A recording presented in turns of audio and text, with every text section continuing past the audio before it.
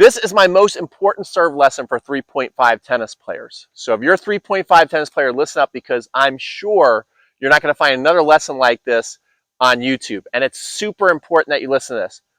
So if you're a 3.5 tennis player, a lot of you out there are struggling to decide what should you do. Should you stay with the serve that you started with and continue to compete at your level? Or do you do things like changing your grip, learning how to hit different spins like slice and kick? What should you do with your serve? And so this is my best advice I can give you. So first of all, a lot of tennis coaches are going to tell you that this grip, which is pretty much somewhere around the semi-Western grip, is the wrong serving grip, right? They're going to tell you this is the wrong grip because if you go up there, you can't hit a kick serve, you can't hit a slice serve. All you can do is just basically serve the ball in play like that. And they're going to say it's wrong. And I'm going to tell you it's right until it's wrong. What does that mean? I think it's wrong for us coaches to tell you that's the wrong serve grip when we probably have thousands upon thousands of players who have won a national title at 3.5 with this grip. So if you could win a national title at 3.5 with this serving grip, is it the wrong grip? If next year you could win a national title at 3.5, would you take it? Yeah, you probably would. So what I like to say is this grip can be the right grip until it becomes the wrong grip, right? So what does that mean? Well, it becomes the wrong grip if you're 12, 13 years old and you tell me you want to play college tennis. Well, then we can't have that grip, right? If you tell me you're 3.5, but you're absolutely hell-bent on becoming a 4.5 or a 5.0 player, well, then it's going to become the wrong grip. You got to change your grip, right? So what's the right grip if that's the case? It's the Continental grip, right? And why is the Continental grip the right grip if I want to become a 4.0 or 5.0 player? 4.0, you can still sometimes get away with this frying pan grip. Lots of players actually still have it. But if you want to develop your serve and be able to hit all kinds of different spins and power and all that kind of stuff right there, you got to change your grip to the Continental grip. And then you have to develop the right serving swing path, which is learning how to come up on the edge of your racket. You want to attack the tennis ball with the edge of your racket, which is really tough to do because especially you've been serving like this with the frying pan grip, the semi-Western grip, there's a good chance you get yourself into the waiter tray serve position. And also your swing path most likely is very close and tight to the ear. It's a completely different swing path than what the pros are doing, which is swinging out there. So it's going to take a lot of work. So today's lesson is not necessarily a big technique lesson. It's to really educate you on, well, what do you really want out of the game? Okay, and this is where you have to have an honest conversation with yourself because everybody's going to say, well, Pete, I want to serve the right way. I want to serve like the pros. But if you do that, just so you know, it could take you 1 to 3 years to develop this before it starts to become super effective in match play. It can become a big liability in your tennis game over the next 6 to 12 months if you want to learn how to serve the right way. Are you truly willing to do that? Are you willing to go out there and double fault more than you're used to, having your serve get broken, losing to players that maybe you've been beating for the last 5 or 6 years? Are you willing to do that in order to get the correct serve technique? And if you're not willing to do that, if you're like, no, Pete, I really, even though that sounds great, I know my time, my schedule, it's just not in the cards for me to go through all that pain process to learn. And I'm fine with being a 3.5 player. And I want you to know that I'm fine with you being a 3.5 player.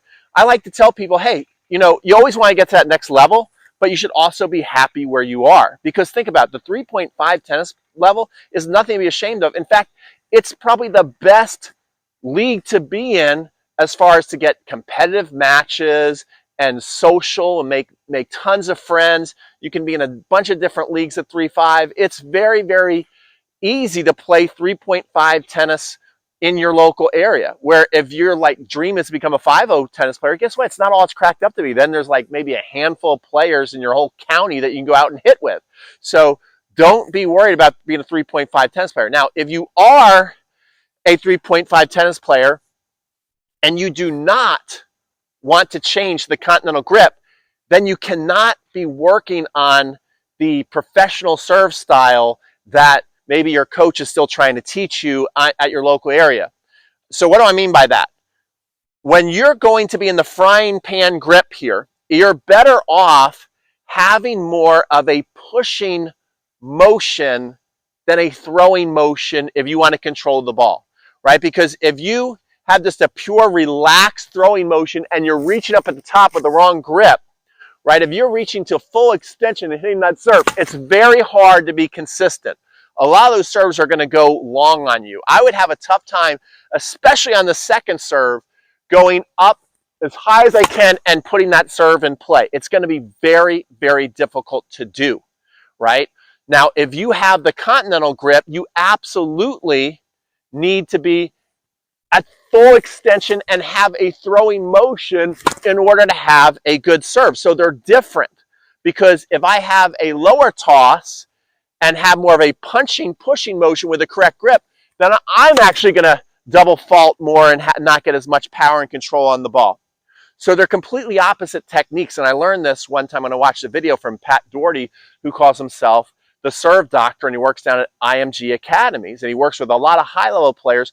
But one time he made a serve lesson for recreational players, and he says, listen, if you're not going to change grips, that's fine, but don't be reaching up there. In fact, what you want to do is you want to have the ball a little higher than head level, just a little higher. So we want a lower toss, and we want to think about connecting our hip and our shoulder, and more of it being more of like a punchy type motion. Then you can get a lot of serves in play, and you can get some power and some accuracy, and it's a lot easier to do, right? So you're just coming up here and you're kind of pushing and punching through the serve, and you'll get enough power on the ball. Here's another thing that a lot of coaches are not going to tell you, right? Because here's the thing, there's no doubt about it. If you have a great serve, whether it's on the pro tour or it's at the recreational level, it's a game changer, right? If you have just an awesome serve, whether it's pace or you can have a great slice or a kick serve, whatever it is you can do that's different from everybody else that you're seeing out there at the 3-5-4-0 level, then you can hold serve a lot easier. Your partner loves you because they're just poaching all day and putting balls away. You're getting easy to set up balls to hit a big forehand or serve and volley, and you hold serve a lot easier, okay? So that's the great thing. But here's the thing that maybe you're not really understanding, or no one's really telling you if your serve is just okay. At 3-5, we just need a serve that's just okay. We get it in play. It's okay. We can still hold serve lots of the time. If we just don't have to be thinking about our serve so much, then it allows us to think about other aspects of our game. Because you're not out there serving against Serena Williams. You're not out there serving against Novak Djokovic. You might occasionally think that, oh, I got to really work on my serve because you have a bad serve game, or you serve a ball in like that, and then all of a sudden your opponent absolutely crushes it back at you for a winner. You're thinking, oh my gosh, my serve is so bad. I definitely have to learn a new serve. But here's the thing, guys, they're probably not going to be doing that to you. There's not many 3-5 players I know that I've coached, and I've coached so many players literally around the globe. There's not many 3-5 players that when you serve the ball in weak, that they're going to make you eat your lunch. It's just not going to happen. Occasionally they might make you do it, but guess what? You can step up to the line with the correct grip and hit a bullet serve like that, and if they time it right, they just stick their racket out like that, they can embarrass you off that too. So what I really want you to think about is, how bad do you really want to serve the right way? Are you willing to go through the growing pains of changing your grip, of changing your swing path, of doing all that kinds of stuff? If you are, and you definitely say, well, I definitely want to be a 4-0, I definitely want to be a 4-5, I definitely want to be a 5-0, and you know that you have the time and you're willing to put in the time and do things the right way, well then by all means, change the Continental grip, change your swing path, do all that. But if you're like, look, I love league tennis at 3-5, I just want to get better at 3-5, I just want to be a better 3-5 player, then changing your grip is maybe not necessarily important, even though so many coaches are going to tell you, you have the wrong grip, I don't think so. So I hope this made sense to you. If you like this video and you're totally obsessed with tennis, then give this video a like and subscribe to this channel, because we are all about tennis, being obsessed, getting you to the level that you want to play at. Another thing that we're going to do here in the next month or so is we're going to be giving you an event called TennisCon. We're up to TennisCon number 7. And this year, it's all about bulletproofing your tennis game. The USPTA says no matter what your level of play, right? That's the Professional Tennis Association of coaches. No matter what your level of play is, there's 6 pillars you want to master in order to become the player you want to be. So there's 6 pillars that you're looking to constantly improve, no matter what your level is.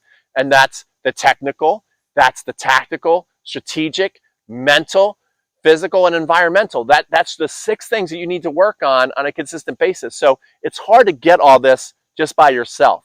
It takes a village. That's why the professional tennis players just don't usually have one coach. They usually have a team, right? Because there's a lot that goes into becoming a really good tennis player.